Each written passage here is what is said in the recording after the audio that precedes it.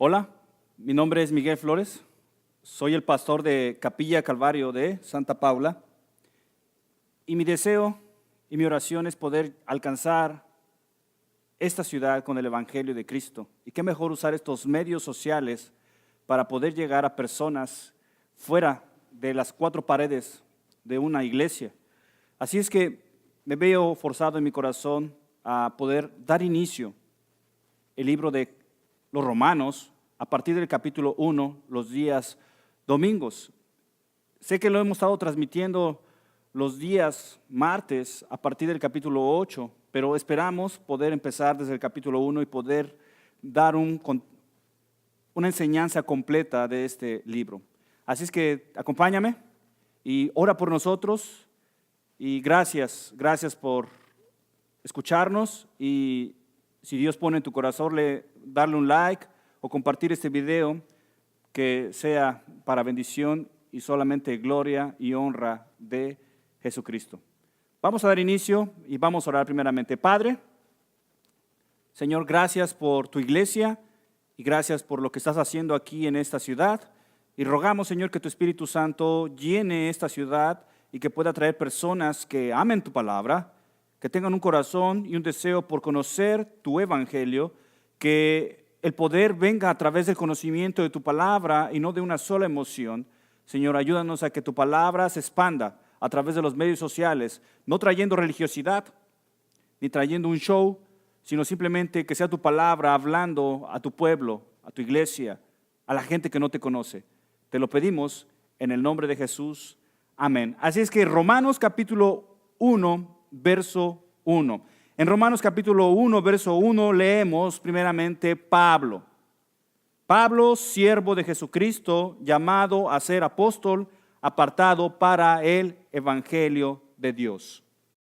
La primera palabra que encontramos en esa sección es Pablo. Pero, ¿quién fue Pablo? Yo sé que muchas veces no se conoce en su máximo a este personaje. Pablo fue quien escribió esta carta en los Romanos que está en el Nuevo Testamento de la Biblia.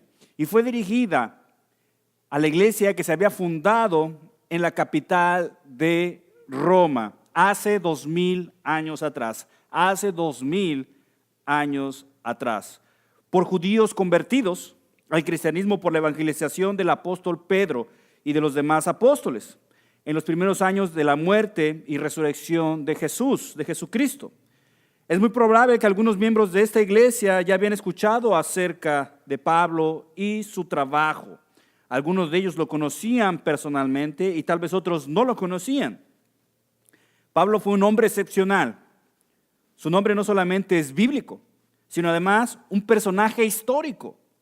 No se le da tanto énfasis en las escuelas estudiar a este increíble personaje por el simple hecho de ser parte de un ambiente religioso. Pero su legado no tan solo es espiritual, sino además está arraigado en la historia del mundo y que sus obras y trabajo aún resuenan con poder después de casi 2000 años de historia del mundo. De hecho, su legado ha cambiado totalmente la historia del mundo. El ambiente de estos días es reconocer al famoso, es reconocer a los artistas, es reconocer a jugadores, es reconocer a equipos, es reconocer a fundadores de empresas gigantes. También se reconoce a los que buscan una posición de poder, de prestigio, de político. Su legado que van a dejar estas personas del mundo tal vez se llegue a conocer con fuerza algunos años después y con fuerza en nuestros días. No asimismo con el legado incomparable del apóstol Pablo. Aún América, en la cual vivimos aquí, no se descubría. De hecho, América se descubrió hasta el año 1492 y fue conquistada en 1521, casi después de 1500 años que Jesucristo y Pablo vivieron. El catolicismo cristiano que conocemos en Latinoamérica nació aproximadamente en el año 400 después de Jesús y fue evolucionando hasta que llegó a América, cuando México era gobernado por indígenas, por los aztecas.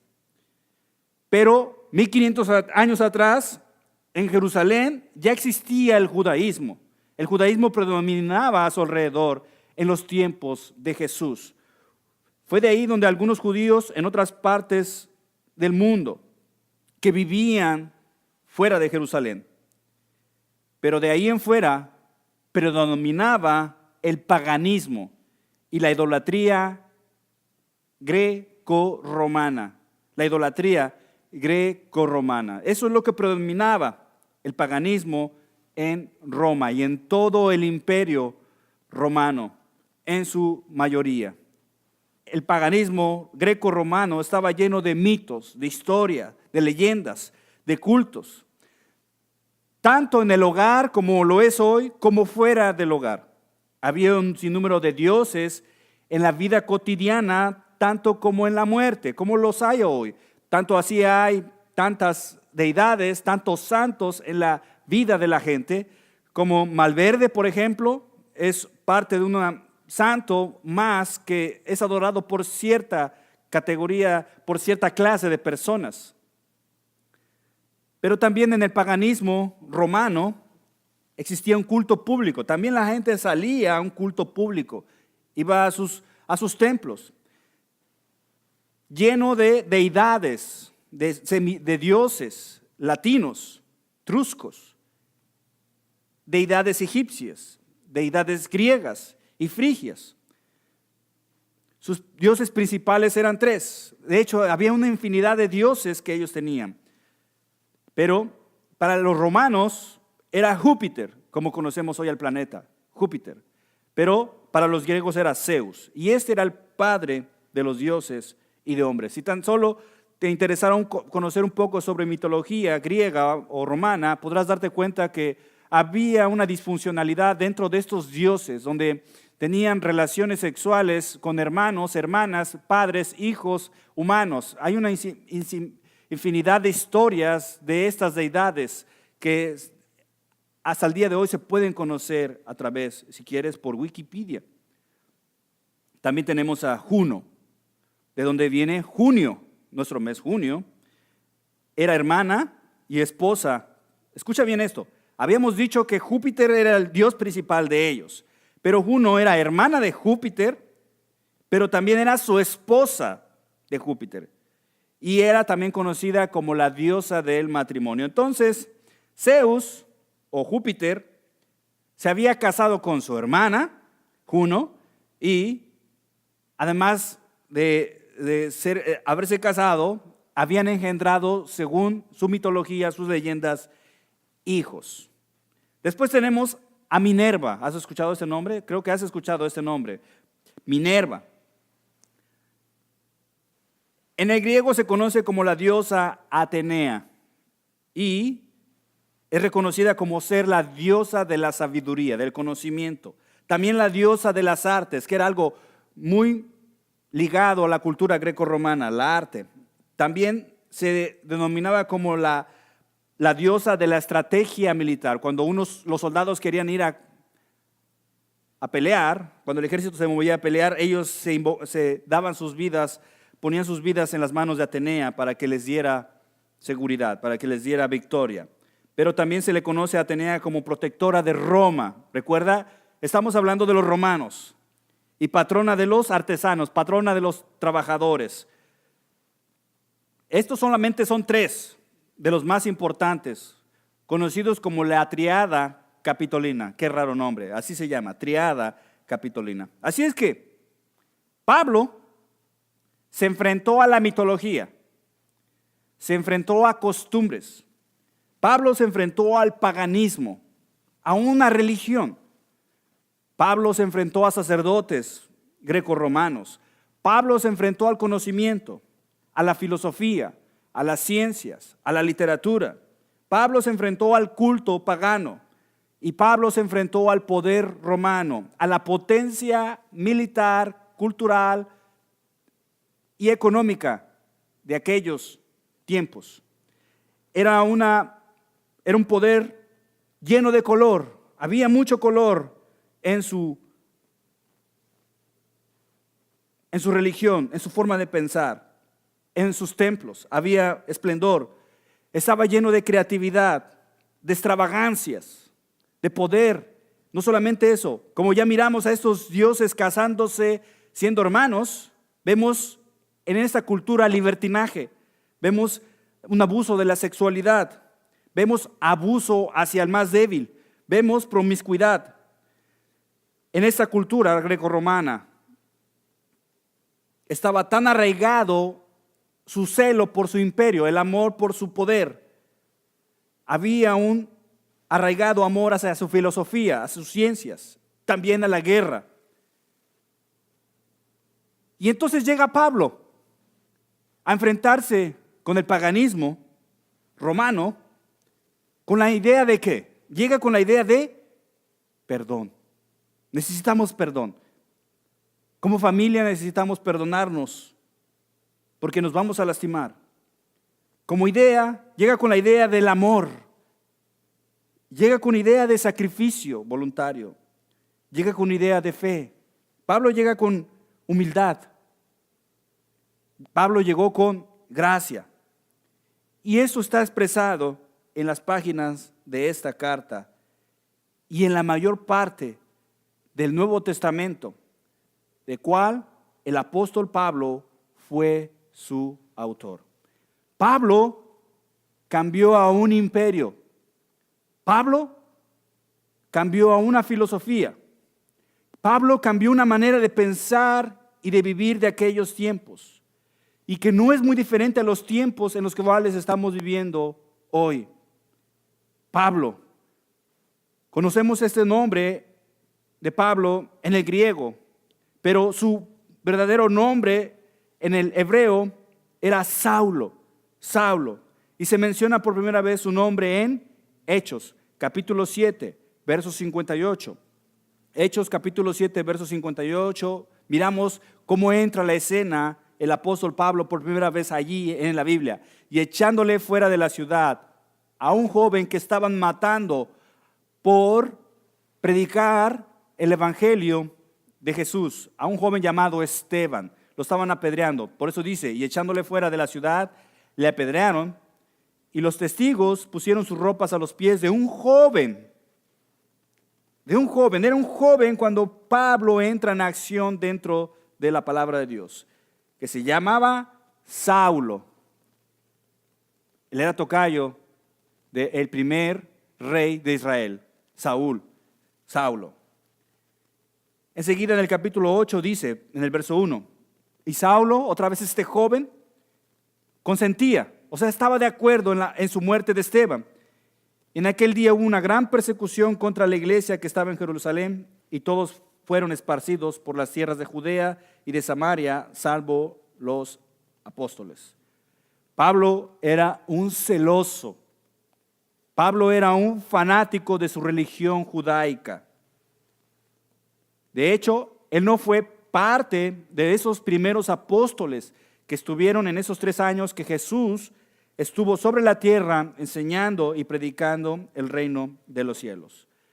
Pablo era un fariseo. Un título que solo le era para un judío. Pablo pertenecía a la tribu de Benjamín, una de las tribus más prestigiosas de sus tiempos. Pero Pablo también adquirió la ciudadanía romana por nacimiento. Pablo era ciudadano tanto judío, era israelita, tanto como un ciudadano romano. Es como tener la bendición de ser ahora un ciudadano de los Estados Unidos de América. Si tienes esa ciudadanía, hay muchas posibilidades de salir fuera del mundo, fuera del país, e ir a otras partes del mundo. Por eso es que conocemos su nombre no como Saulo, sino como Pablo, porque era un nombre en griego y era el idioma más hablado en aquellos días. No se hablaba romano, se hablaba latín. Los romanos hablaban latín, pero el idioma que predominaba en todo ese tiempo era el griego.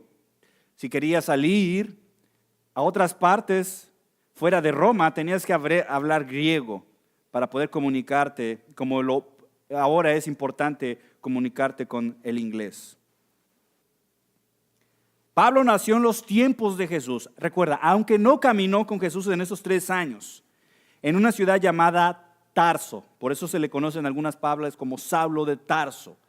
Es una provincia romana de Cilicia. Hoy en día la moderna Turquía en Asia Menor. Esos lugares existen hoy en día. No son lugares inventados.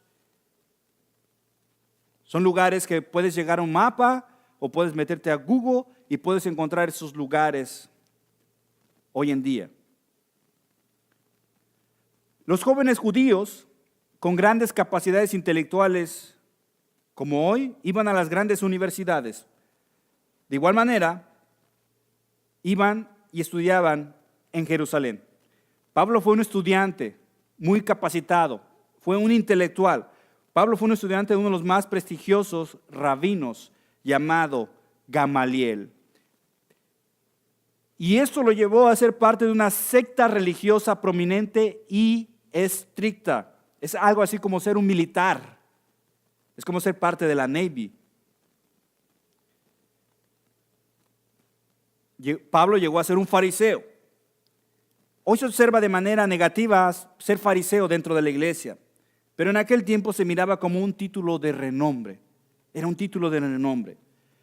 En Proverbios, capítulo 28, verso 14, dice: bienaventurado el hombre que siempre teme a Dios, mas el que endurece su corazón caerá en el mal. Pablo estuvo cegado por su prestigiosa y disciplinada religión. Su corazón estaba endurecido por su perspectiva de ver las cosas. Cuando solamente nos aferramos a ver las cosas a nuestra manera, habla de un corazón duro, y no mirar desde otro punto de vista. Puedes mirar desde varios puntos de vista, pero el punto de vista más importante es el punto de vista de Dios. Pablo solamente miraba desde la perspectiva judaica, del fariseísmo, de la disciplina, de la religión, de la arrogancia en su corazón. Y jamás vio desde el punto de vista de Dios. Y vemos que después de la muerte de este joven Esteban que mencioné hace un rato, comenzó a perseguir, a torturar e inclusive a quitar la vida en el nombre de Dios. Pero Jesucristo, que es el mensaje que lleva Pablo. Sí, Pablo es el encargado de llevar este cambio al mundo, pero llevaba el mensaje ¿de quién? De Jesucristo. Así es que Jesucristo se puso en medio de su camino y cambió de manera radical su manera de pensar y su manera de vivir. Y esto lo encontramos de igual manera en el libro de los Hechos, capítulo 9, verso 1 al 6. Hechos fue escrito por Lucas, el médico.